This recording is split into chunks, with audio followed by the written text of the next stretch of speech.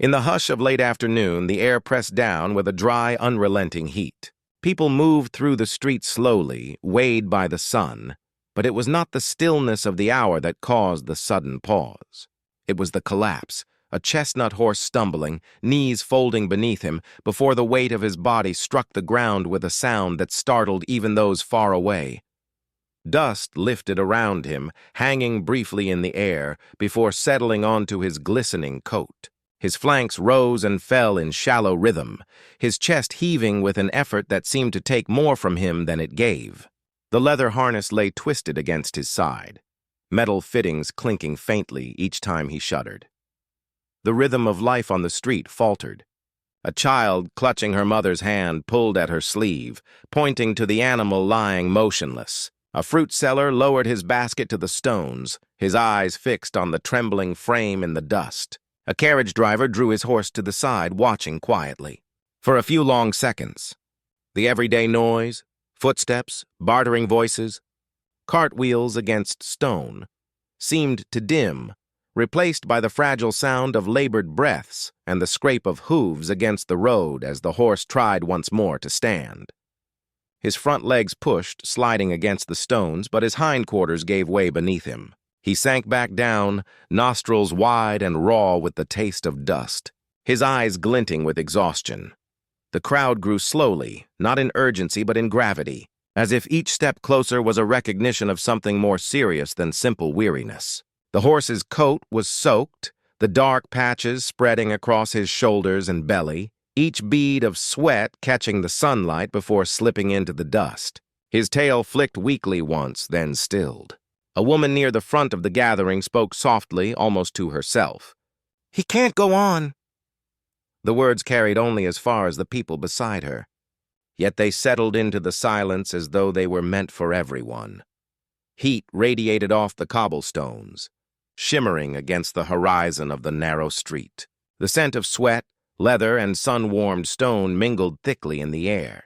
A fly landed briefly on the horse's muzzle before being shaken off by a faint twitch. His ears turned once, listening without strength to lift his head, then lay flat against his skull. The sound of his breathing grew louder in the stillness, each breath shallow and uneven, as though the air itself was too heavy to take in. Those who gathered shifted from one foot to another, hesitant, uncertain of what could be done. A man wiped his brow with the back of his hand, glancing at the others as if waiting for someone to step forward first. Yet no one moved quickly. No hand reached suddenly, for all sensed the fragility of the moment. The horse's body seemed carved in exhaustion, every muscle unwilling, every nerve dulled by overuse. He was not resting. He was unable. The silence stretched on, broken only by the scuff of sandals and the rustle of fabric as people pressed a little closer. The horse shifted again, his hoof dragging along the stone, leaving a faint scrape that rang out sharper than its size. His body shook with the attempt, ribs pressing outward against his skin, but the effort dissolved into stillness once more. His eye, glossy and wide, blinked slowly, the lid trembling as it fell. Above, the sky held the color of faded brass, its brightness unsoftened by cloud. Shadows shortened and spread along the walls, pushing the crowd into a ring of dim shelter, yet the animal remained exposed to the raw heat of the road. Dust clung to his muzzle, streaking the dampness that ran along it, and the leather strap across his shoulder pressed deeper with each attempt to breathe. The people looked on, their expressions quiet but weighted.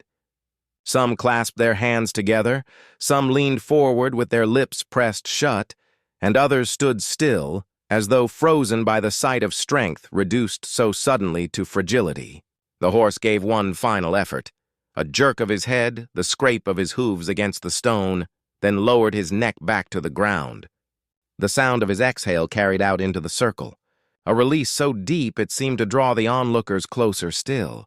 The moment held like a knot in time, a living creature brought down by exhaustion in the midst of ordinary life, his stillness demanding attention without a single cry. And so the street, once busy and unremarkable, became a place where silence grew heavy, where strangers gathered not for spectacle, but for the quiet weight of concern that pressed down as firmly as the sun itself. The murmurs of the crowd wove softly into the heat, a quiet chorus of concern that carried no urgency, only patience. Those who had drawn close moved carefully, as though their presence alone might unsettle the trembling animal. An old man lowered himself to the ground, the joints in his knees creaking as he steadied his weight. He leaned forward, hands resting across his thighs, his eyes fixed on the slow rise and fall of the horse's chest. The breaths were shallow, each one a strained effort that spoke more than words could. A young woman unwrapped the scarf from her shoulders and, with a gentleness that belonged to instinct rather than thought, spread it across the animal's face. The cloth shifted with the faint stir of his breath, shading him from the relentless sun. The horse did not move away.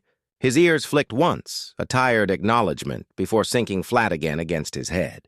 Beside her, another figure appeared carrying a small bucket of water. He knelt, dipping his fingers into the cool surface, and held the rippling liquid close to the muzzle. The horse sniffed faintly, nostrils quivering, but the strength to drink did not come. The water remained untouched, a reflection trembling in the bucket's dark circle. Around them, the street had grown still.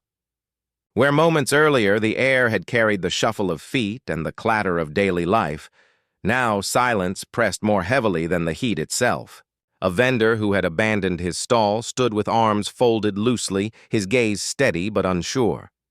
Beside him, a boy leaned against his mother's skirt, his small hand twisting the fabric while his wide eyes never left the fallen creature. Someone spoke, voice lowered, as though the air itself might crack beneath the weight of sound. "He's been worked too hard." The words drifted no further than the circle, yet they hung heavy, a truth spoken gently but felt by all. A few heads nodded, others simply looked away, unable to hold the sight of strength brought to its edge. The horse shivered, his muscles quaking beneath the sweat-dampened coat. His ribs showed clearly with each drawn breath, the skin stretched and marked by patches darkened from hours of labor beneath the sun. Flies hovered, circling his body, only to be brushed away by careful hands. His hooves shifted once, scraping lightly against stone, the sound sharper than its effort. But the attempt dissolved quickly, leaving him still again, eyes half-lidded, breath rasping. The people standing closest leaned nearer, but their movements were deliberate, never rushed. It was as though they shared an unspoken understanding, that calmness was the only thing they could offer, the only thing that mattered. They stood in quiet unity, each a stranger to the other, bound only by the sight before them. Glances passed between them, not with expectation, but with something quieter, agreement, compassion, and the willingness to wait. The sun bore down, its heat relentless. Yet in the circle around the horse, patience grew. No one called out for help with urgency. No one pressed their hands to force action. They simply remained, offering what small gestures they could. A shaded face, a bucket of water. The nearness of human presence, steady and calm. The horse let out a low groan, almost inaudible before his body settled again into stillness. Dust clung to his damp coat, turning his chestnut coloring into streaks of pale and dark. His tail twitched once, weak and slow, before falling still. Those who watched seemed to draw closer still, not with steps, but with the weight of their silence, as if the animal's breath had become their own. No one spoke after that. The hush was filled only by the rhythm of his chest, fragile and uneven, a sound that pulled every eye to it.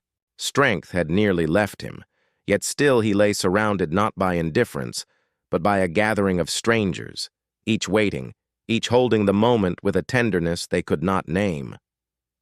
The hesitation that had filled the air slowly shifted into quiet resolve. For a long time, the circle of strangers had stood in stillness, each uncertain of how to help, their concern bound by silence. Then one man lowered himself beside the fallen horse, his palms brushing the dust as he reached beneath the worn leather harness. He leaned his weight forward, testing what it might take to lift. His voice, low and almost uncertain, carried softly into the air. "We can carry him." The words were fragile, almost impossible, yet they seemed to open a door. Around him, others stepped closer, their movements careful but steady, each prepared to share the burden. A woman crouched near the horse's shoulders, her scarf still shading his face from the sun. She placed her hands gently against his side, the sweat-soaked coat warm beneath her palms. Two younger men moved to his hindquarters, sliding their arms beneath his belly with caution, feeling the tremor of exhausted muscles under the weight of their touch. An older man pressed his shoulder against the harness strap, bracing himself before nodding to the others.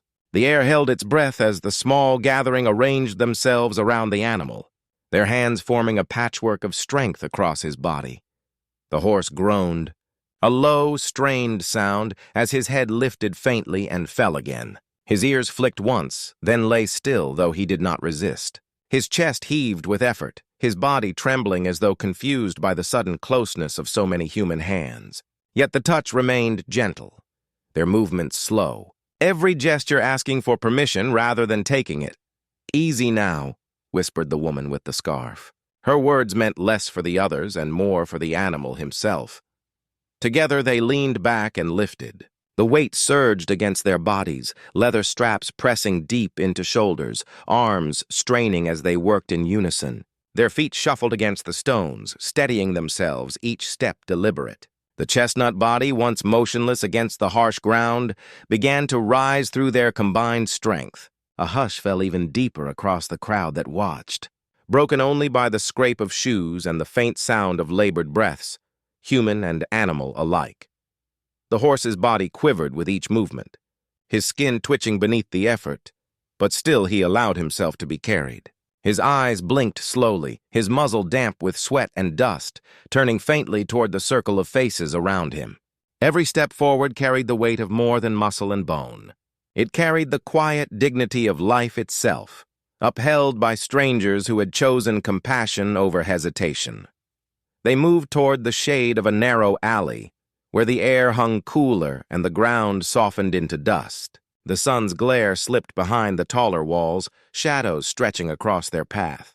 Their pace was slow, every step measured, their breaths rising heavier, yet no one faltered.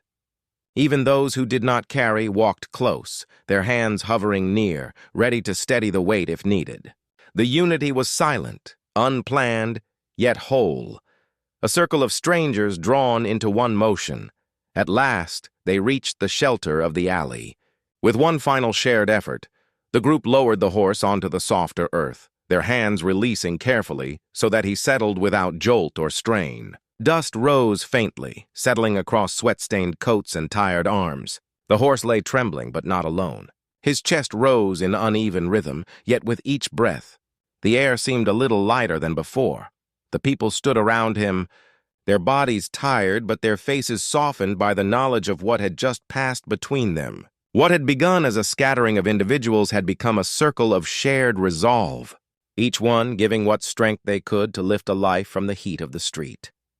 In the narrow shade, they eased the horse down with care, lowering his weight onto the cool earth. The movement was slow, almost ceremonial, as if all those hands understood that gentleness mattered as much as strength. When at last he settled, his sides heaved, chest rising and falling in uneven rhythm. The sweat along his neck darkened the coarse hair, glistening faintly before dripping to the soil below. His ears twitched weakly as though testing the air, and his long frame stretched slightly before settling again into the still ground beneath him. A basin could not be found, so one man bent low, cupping water into his hands. The liquid slipped between his fingers as he brought it forward, letting it touch the horse's lips. At first the animal only flinched, the muscles of his jaw tight and uncertain. Then his tongue brushed against the offering, tasting it in hesitant pulls. The crowd leaned closer, hushed, and when the gulps came steadier, their silence deepened. It was as though the air itself softened, carrying the fragile sound of water passing down a dry throat. Around him, the strangers lingered with quiet patience. A woman brushed flies away from his flanks with slow, rhythmic movements, her scarf trailing in the warm breeze. Beside her, a boy extended his hand to the mane, fingers sifting through strands knotted by dust and sweat. "Rest now," he whispered, barely audible, but the sound seemed to fold itself into the stillness, an anchor of calm. The horse did not open his eyes, but leaned faintly into the touch, his breath finding steadier rhythm. The alley became its own small refuge, walls shutting out the movement of the city beyond. The noise of carts, voices, and wheels remained, but they felt muted, as if kept at bay by the quiet concentration of those gathered. Every so often the horse shifted, a shiver passing through his long body. The ground beneath him carried his weight, softer than stone, and his hooves twitched in the dust, releasing brief clouds that quickly settled again. Time moved differently there. The people did not speak much, yet their presence formed a circle of waiting, each glance exchanged carrying the same silent hope. One man pressed his hand gently to the animal's shoulder, steadying him when a ripple of weakness passed through. Another adjusted the straps of the harness, loosening them so that they no longer cut into tender flesh. Together, these small acts gathered into something larger, a moment that belonged neither to man nor to beast, but to the shared pause between suffering and strength. His breathing deepened, rough but fuller now, and the sharp tremor of his ribs softened. He no longer fought against the closeness of hands. Instead, he lay still, the muscles of his jaw unclenching. The boy's fingers lingered at his mane, the woman's hands continued to sweep flies away, and the circle held, bound by the quiet rhythm of recovery. Beyond the alley, life went on. But here, in this shaded stillness, time thinned to its gentlest form. Dust floated, water dripped from cupped hands, and the horse's slow, even breaths filled the air like a fragile music that asked for nothing but silence in return. The first stirrings were almost too faint to notice. A ripple passed through the horse's flank, a twitch of muscle that spread to his hind legs. His head lifted, heavy and deliberate, nostrils flaring as he drew in a fuller breath. Dust clung to his damp coat, darkened where sweat had dried, but in the cool shade he found enough strength to shift. Slowly, with the awkward weight of weariness, he rolled from his side onto his chest. His hooves pressed against the ground, searching for steadiness. The circle around him rose in quiet unison, their movements slow, careful not to startle. No one stepped forward too quickly, yet every hand was ready if weakness returned. They held the silence like a net, the kind that steadies without force, only presence. The horse groaned, a deep sound from the strain in his chest, but he pressed upward, shoulders trembling, knees bending beneath him. For a moment it seemed he might sink back again, but then his forelegs locked and his body found its line. He stood, his frame shook, knees quivering as though the ground shifted beneath him. The woman with the scarf, who had brushed flies from his side moments before, raised her hands near his muzzle. She did not touch, only offered the space of calm between them. "There you go. Steady," she whispered, her voice carrying like a thread through the still air. The horse's ears flicked faintly toward the sound, and his trembling slowed. He stood motionless for a long time, as though the act of standing was itself a return to life. His chest rose and fell in deeper rhythm now, filling with the air that had been denied him for so long beneath the weight of labor. The tremors softened, his neck lifted, and his tail shifted lightly against his flanks. Each breath seemed to widen the circle of space around him, as though the alley could no longer contain what was slowly being reclaimed. At last, he moved. The first step was uncertain, a shuffle more than a stride, hooves dragging lightly against the earth. But the second was firmer, the third more assured. Dust rose in faint clouds as he edged forward, one slow pace at a time until he passed beyond the shade and into the dimming light of evening. No harness clung to him, no weight pressed against his back. For the first time that day, he walked freely. The people remained behind, forming no procession, offering no command. Their role had ended with the act of lifting, resting, waiting. Now they stood in silence, eyes following the sway of his frame as he made his way down the street. No one spoke beyond a murmur or two, for words felt too small against the sight of a creature once fallen now finding his own path forward.